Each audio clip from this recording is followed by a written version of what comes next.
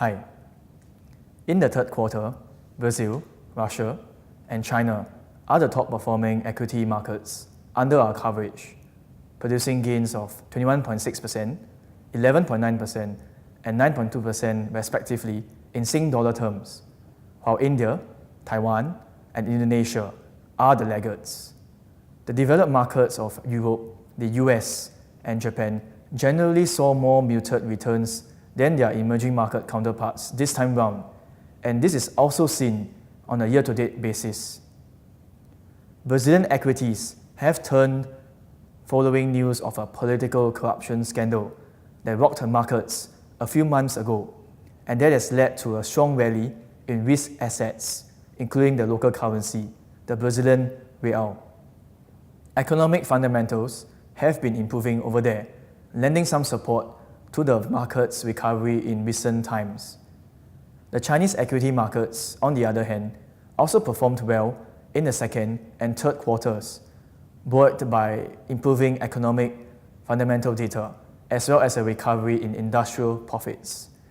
Banks have been driving performance of these indexes as second quarter's earnings came in higher than expected.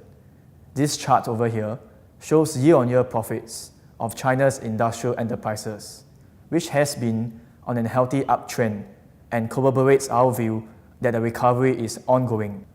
While India, Taiwan, and Indonesia have been the bottom performing markets in the third quarter, we note that they were mere low single-digit losses, and that on a year-to-date basis, returns of these three markets have been rather decent.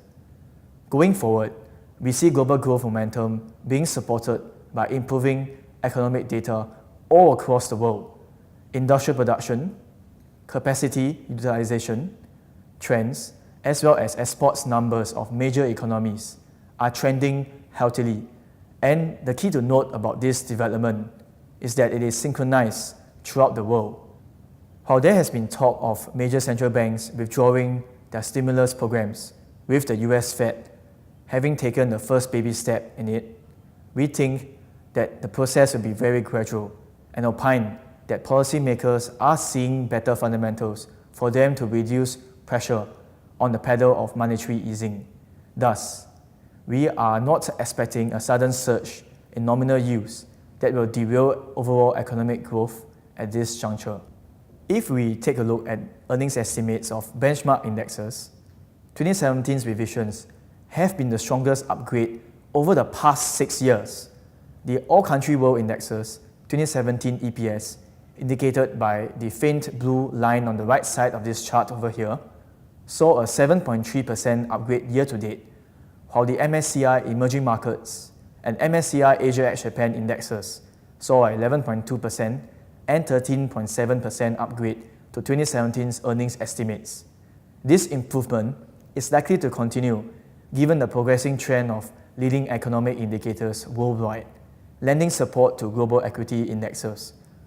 Moving forward, we are not expecting strong upside from some markets like the US and Europe, which currently spot relatively high valuations on an absolute and relative basis.